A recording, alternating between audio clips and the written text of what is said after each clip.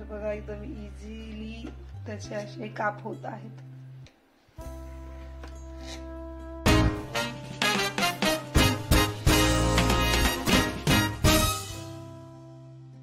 Hi hello नमस्ते. तर कशा आहात मंडळी? होप सो आनंदातच असण्याचं तुमचं येणारा प्रत्येक दिवस मस्त आनंदात जाऊ देत, मजेत जाऊ देत. तर मी प्रिया आपल्या मिस्टी अँड मम्मा युट्यूब चॅनल मध्ये तुम्हा सगळ्यांचं स्वागत करते. सो आज आपण छान अशी एक रेसिपी पाहणार आहोत, मला प्रचंड अशी आवडणारी.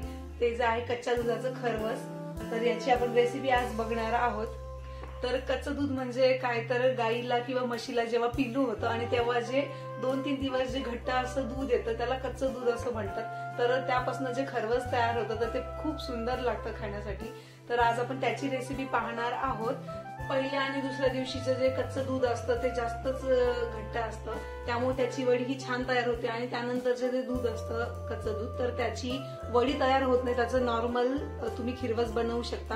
आणि म्हशीचं दूध जास्त घट्ट असल्यामुळे तुम्ही त्याच्यामध्ये नॉर्मल जे आपलं दूध असतं ते गरम करून त्यानंतर थंड करून तुम्ही कच्च्या दुधामध्ये ते दूध थोडंसं ऍड करू शकता, ज्याप्रमाणे तुम्हाला पातळ दूध वगैरे लागेल. तर आता चला आपण बघूयात रेसिपी आणि दुधाची थिकनेस वगैरे तेही बघूयात.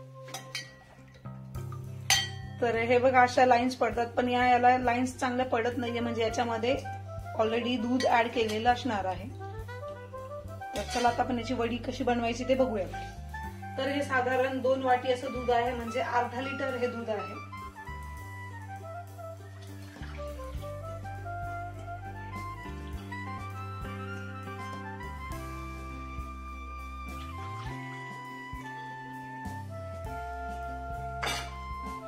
तर 2 वाटी दुधाला मी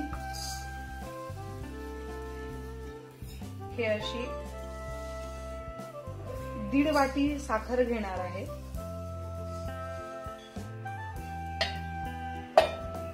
त्यानंतर मी त्यामध्ये इलायची पावडर मिक्स करणार आहे.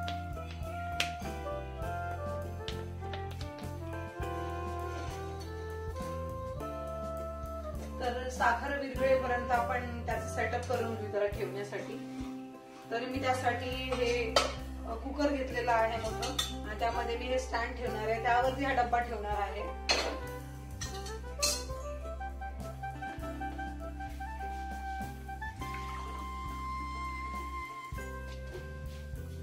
कुकरमध्ये आधी मी खाली पाणी टाकून घेते. तर मी आता कुकरमध्ये पाणी टाकून त्यामध्ये हे स्टँड ठेवून घेतलेलं आहे. आता गॅस चालू करून देऊ.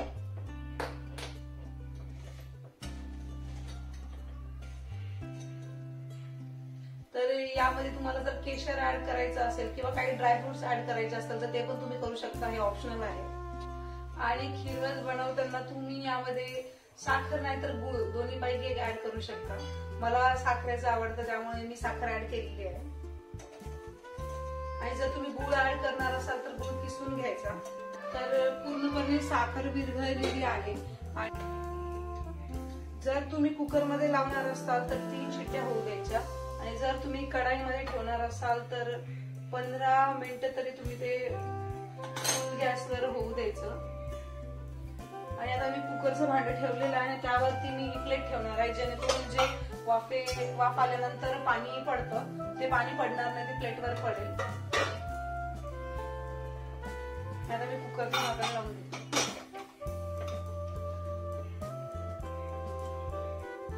आणि आता मी 3 शिट्ट्याच्या करून घेणार आहे.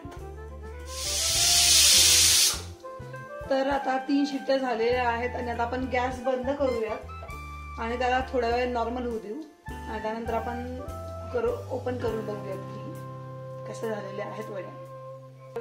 पूर्णपणे वाफ गेलेली आहे आणि कुकर थंड झालेलं आहे. तर आता आपण ओपन करून पाहूया. तर हे पाणी त्यात पडू नये त्यामुळे आपण अशी ही प्लेट ठेवलेली होती.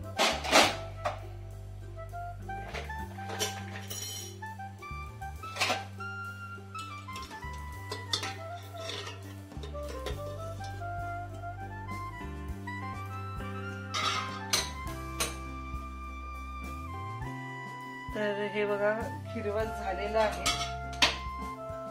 तर हे बघा खिरवस असं छान झालेलं आहे.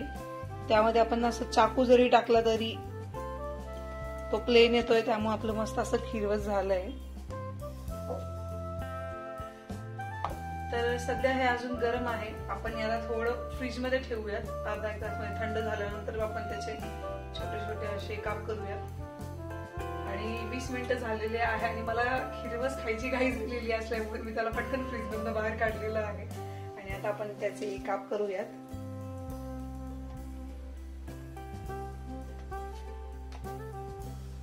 तर बघा एकदम इझिली त्याचे असे काप होत आहेत.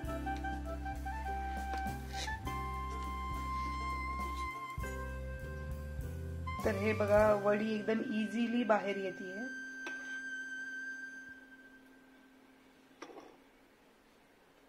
आणि अशी छान अशी नरमसूत वडी झालेली आहे तयार.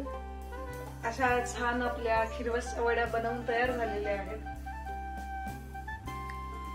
तर नक्कीच तुम्ही ट्राय करून बघा आणि कमेंट करून कळवा की तुमच्या वड्या या रेसिपीने कशा झालेल्या आहेत ते. तर चला भेटूया परत एका नवीन अशा व्हिडिओ मध्ये. चला तोपर्यंत बाय बाय.